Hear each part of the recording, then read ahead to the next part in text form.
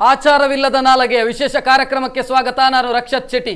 ಬಹುಶಃ 2 ದಿನದಿಂದ ಗಮನಿಸ್ತಾ ಇದ್ದೀರಿ, ನಮ್ಮ ಮೇಲ್ಮನೆಯ 3 ಸದಸ್ಯರು ಕೊಟ್ಟಿರುವಂಥ ಹೇಳಿಕೆಗಳನ್ನು ನೀವು ಗಮನಿಸಿರಬಹುದು. ಇವತ್ತಿನ ಲೇಟೆಸ್ಟ್ ಬೆಳವಣಿಗೆ ಅಂತ ಹೇಳಿದರೆ ಮಂಗಳೂರಿನ ವಿಧಾನ ಪರಿಷತ್ ಸದಸ್ಯರು ಕಲೆ ಮತ್ತು ವಿವಿಧ ರಂಗದಲ್ಲಿ ಸಾಧನೆ ಮಾಡಿದ ಕಾರಣಕ್ಕಾಗಿ ಅವರಿಗೆ ವಿಧಾನ ಪರಿಷತ್ ಸದಸ್ಯತ್ವ ಸಿಕ್ಕಿರುವಂಥದ್ದು. ಆ ಕೋಟಾದಲ್ಲಿ ಅವರು ವಿಧಾನ ಪರಿಷತ್ ಸದಸ್ಯರಾಗಿರುವಂಥದ್ದು. ಅವರು ಇವತ್ತು ಬೆಳಗ್ಗೆ ಹೊತ್ತಿಗೆ ಒಂದು 11 ಗಂಟೆ ಹೊತ್ತಿಗೆ ಒಂದು ಪ್ರೆಸ್ ಮೀಟ್ ಅನ್ನು ಮಾಡ್ತಾರೆ.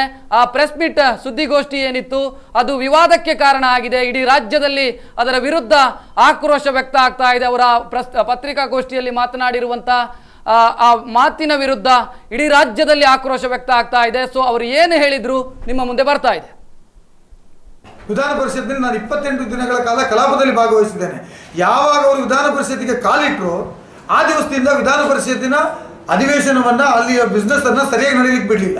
ಅದು ಇಂಥ ಥರದ ಮಾತುಗಳಿಂದಲೇ, ಈ ಥರದ ಮಾತುಗಳಿಂದ ನಾಲಗೆಯನ್ನು ಹಿಡಿತದಲ್ಲಿ ಇಟ್ಟುಕೊಂಡು ಮಾತಾಡೋದನ್ನು ಈಶ್ವರಪ್ಪರು ಕರೀಬೇಕು.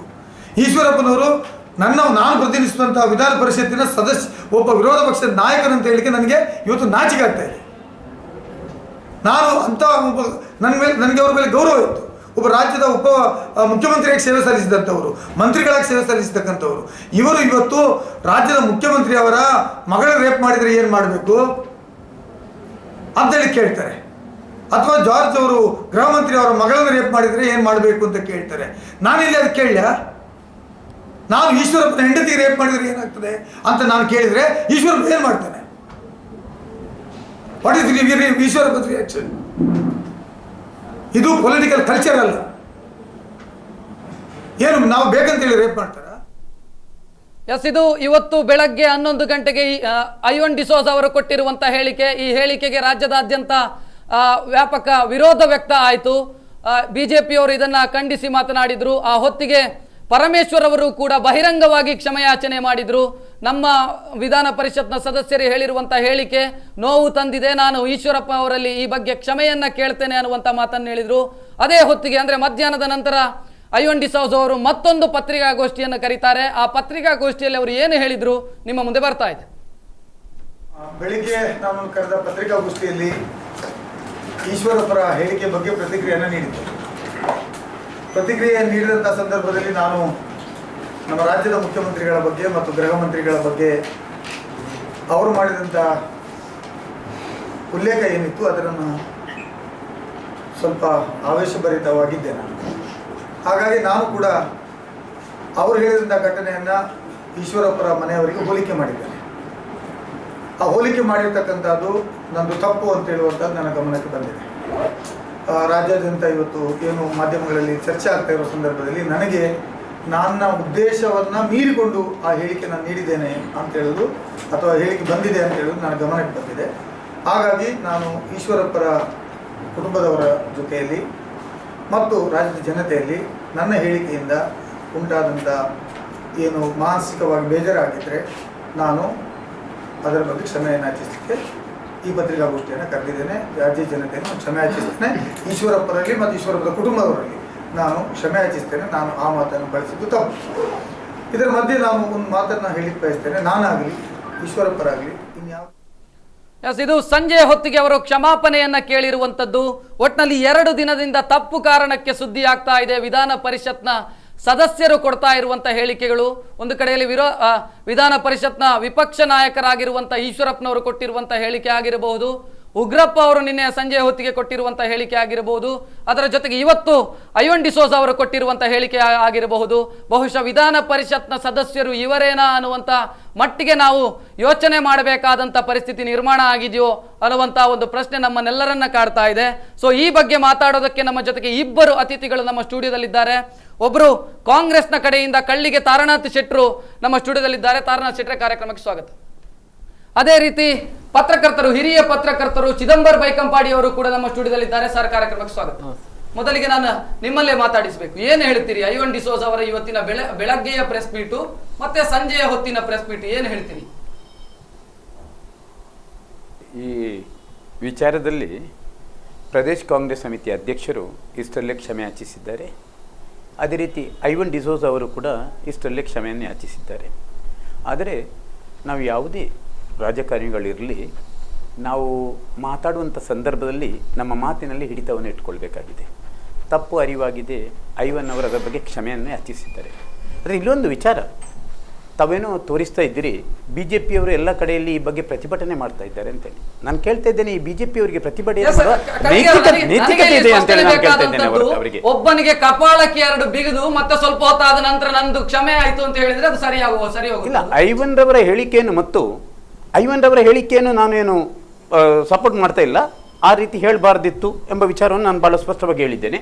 ಆದರೆ ಈಶ್ವರಪ್ಪನವರ ಪ್ರೆಸ್ ಕಾನ್ಫರೆನ್ಸ್ ಒಮ್ಮೆ ಹಾಕಿ ನೋಡಿ ಅಂತೆ, ಯಾವ ಕಾಂಟೆಸ್ಟ್ ನಲ್ಲಿ ಅವರು ಮಾತಾಡ್ತಾ ಇದ್ದಾರೆ. ಈಶ್ವರಪ್ಪನವರ ಪ್ರೆಸ್ ಮೀಟ್ ಅನ್ನ ಸಮರ್ಥಿಸಿಕೊಂಡು ಯಾರೂ ಮಾತಾಡ್ಲಿಲ್ಲ.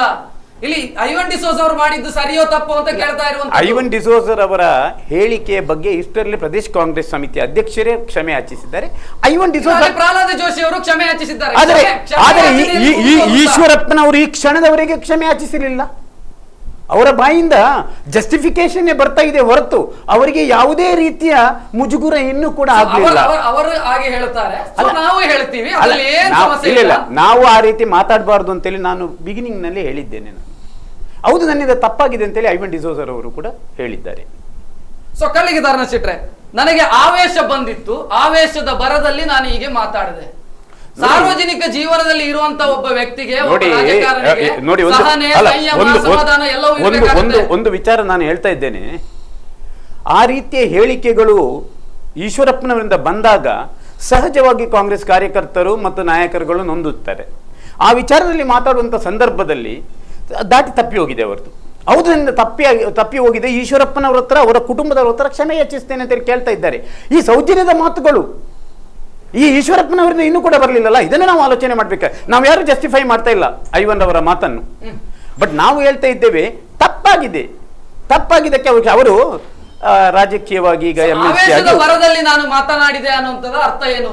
ಈಶ್ವರಪ್ಪ ಅವರ ಪತ್ನಿಯನ್ನ ರೇಪ್ ಮಾಡಿದ್ರೆ ಅವರಿಗೆ ಏನಾಗಬಹುದು? ಇದೊಂದು ಆವೇಶದ ಬರದಲ್ಲಿ ಮಾತನಾಡುವಂತ ಮಾತು. ಐವನ್ ಅವರ ಶಬ್ದ ಪ್ರಯೋಗ, ಆವೇಶವೆಂಬ ಶಬ್ದ ಪ್ರಯೋಗ ಐವನ್ ಅವರು ಹೇಳಿರಲಿಕ್ಕೆ ಈ ದಾಟಿಯಲ್ಲಿ ಹೇಳಿರ್ಲಿಕ್ಕೂ ಸಾಕು. ಈ ರೀತಿಯ ಶಬ್ದ ಪ್ರಯೋಗವನ್ನು ಈಶ್ವರಪ್ಪನವರು ಮಾಡಿದ್ದಾರೆ.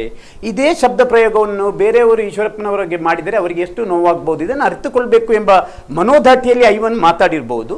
ಅದಕ್ಕೆ ಕ್ಲಾರಿಫಿಕೇಶನ್ ಕೊಡುವಾಗ ಸಾಮಾನ್ಯವಾಗಿ ನಮ್ಮ ಭಾಷೆಯಲ್ಲಿ ಆವೇಶ ಅಂತ ಹೇಳಿದ್ರೆ ಮೈ ಮೇಲೆ ದೆವ್ವ ಬರೋದು ಅಂತ ಅರ್ಥ. ಆವೇಶ ಅಂದ್ರೆ ಆ ರೀತಿ ಏನಾದ್ರೂ ಐವನ್ ಡಿಸೋಜ ಅವರಿಗೆ ಅಲ್ಲ, ಒಬ್ಬ ವ್ಯಕ್ತಿ ಒಪ್ಪಿಕೊಂಡಿದ್ದೇನೆಲ್ಲ, ಆವೇಶ ಬಂದಿದೆ, ನನ್ನಿಂದ ತಪ್ಪಾಗಿದೆ, ನಾನು ಕ್ಷಮೆ ಕೇಳ್ತಾ ಇದ್ದೇನೆ. ಈಗ ಪ್ರದೇಶ ಕಾಂಗ್ರೆಸ್ ಸಮಿತಿ ಅಧ್ಯಕ್ಷರು ಕೂಡ ಆ ಬಗ್ಗೆ ಶಿಸ್ತು ಕ್ರಮ ತೆಗೆದುಕೊಳ್ತೇವೆ ಅಂತ ಹೇಳಿದ್ದಾರೆ. ಒಂದು ನೋಟಿಸ್ ಜಾರಿ ಮಾಡಿದ್ದಾರೆ. ಅಲ್ಲ, ಒಂದು ಈಗ ಉಗ್ರಪ್ಪ ಅವರಿಗೂ ಕೂಡ ಆವೇಶ ಬಂದದ್ದು ಮೈ ಮೇಲೆ. ಇಲ್ಲ, ಉಗ್ರಪ್ಪನವರ ಕಾರ್ಯಕ್ರಮ, ನಾನು ಒಂದು ಮಾತು ನಾನು ನಿಮ್ಗೆ ಹೇಳ್ಬೇಕಾಗಿದೆ.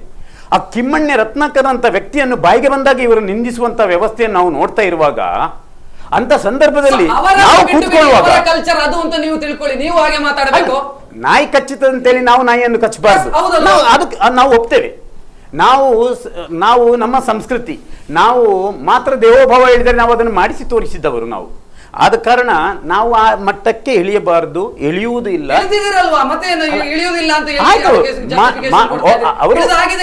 ಐವನ್ ಅವರು ಕ್ಷಮೆ ಯಾಚಿಸಿದಾರಲ್ಲ. ಈಶ್ವರಪ್ಪ ಅವರ ಪತ್ನಿಯನ್ನು ಎದುರಿಗೆ ತರ್ತಾ ಇದ್ದೀರಿ, ನಡುವಿಗೆ ತರ್ತಾ ಇದ್ದೀರಿ. ಅಲ್ಲ, ಒಂದು ವ್ಯಕ್ತಿ ಮಾಡಿದ ತಪ್ಪಿಗೆ ಕ್ಷಮೆ ಯಾಚಿಸಿದ ನಂತರ ಕ್ಷಮೆ ಕೇಳಿದ ಕೂಡಲೇ ಎಲ್ಲವೂ ಸರಿ ಹೋಗುತ್ತಾ ಅಂತ ಸೌಜನ್ಯ ಕೂಡ ಅವರ ಹತ್ರ ಇದೆ. ಈ ವಾತಾವರಣ ಯಾತಕ್ಕಾಗಿ ಸೃಷ್ಟಿ ಆಯ್ತು ಅಂತೇಳಿ ಕೂಡ ನಾವು ಆಲೋಚನೆ ಮಾಡಬೇಕಾಗಿದೆ. ನಾವು ಜಸ್ಟಿಫೈ ಮಾಡುವುದಿಲ್ಲ, ಐವನ್ ಅವರ ಹೇಳಿಕೆಯನ್ನು ಜಸ್ಟಿಫೈ ಮಾಡುವುದಿಲ್ಲ. ಜಿಲ್ಲಾ ಕಾಂಗ್ರೆಸ್ ನಿಂದ ಯಾವುದೇ ಖಂಡನೆಗಳು ವ್ಯಕ್ತ ಆಗಲಿಲ್ಲ. ಈಗ ವಕ್ತಾರನಾಗಿ ನಾನು ಮಾತಾಡ್ತೀರಿ ನೀವು, ನಾವು ಕರೆದಕ್ಕೆ ಮಾತಾಡ್ತೀರಿ, ನೀವು ಕರೆದು ಪ್ರೆಸ್ ಮೀಟ್ ಮಾಡಿ ನೋಡೋಣ. ಎಲ್ಲಿಂಟು ಐವನ್ ಡಿಸೋಜ ಅವರು ಮಾಡಿದ್ದು ಪ್ರದೇಶ ಕಾಂಗ್ರೆಸ್ ಸಮಿತಿ ಅಧ್ಯಕ್ಷರು ಸರ್ವೋಚ್ಚ ನಮಗೆ ರಾಜ್ಯದಲ್ಲಿ, ಅವರೇ ಈ ಬಗ್ಗೆ ತಮ್ಮ ಅಭಿಪ್ರಾಯವನ್ನು ಹೇಳಿದ್ದಾರೆ. ಮಾನ್ಯ ಪರಮೇಶ್ವರ್ ಅವರು ಹೇಳಿದ್ದಾರೆ, ಅವರು ಕ್ಷಮೆ ಯಾಚಿಸಿದ್ದಾರೆ. ಐವನ್ ಅವರ ಪರವಾಗಿ ಅವರು ಕ್ಷಮೆ ಯಾಚಿಸಿದ್ದಾರೆ. ಎಸ್ ಕಳಿಗೆ ಅವರ ಸರ್, ನಾನು ನಿಮ್ಮಲ್ಲಿ ಮಾತಾಡಿಸ್ತೇನೆ. ಅದಕ್ಕಿಂತ ಮೊದಲೊಂದು ಬ್ರೇಕ್ ಅನ್ನು ತೆಗೆದುಕೊಳ್ಳಬೇಕು. ಆಚಾರವಿಲ್ಲದ ನಾಲಗೆ ವಿಶೇಷ ಕಾರ್ಯಕ್ರಮದಲ್ಲೊಂದು ಬ್ರೇಕ್ ನಂತರ ಕಾರ್ಯಕ್ರಮ ಮತ್ತೆ ಮುಂದುವರಿಯುತ್ತದೆ. ಬೆಳಿಗ್ಗೆ